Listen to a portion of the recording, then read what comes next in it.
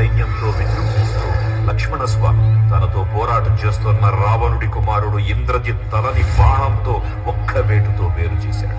ఇంద్రజిత్ మరణ వార్త విన్న రావణుడు ఆవేశంతో ఊగిపోయాడు. ప్రతీకారం కోసం పాతాళ లోకాధిపతి తన సోదరుడు అయినటువంటి మహిరావణుడి సహకారం కోరాడు.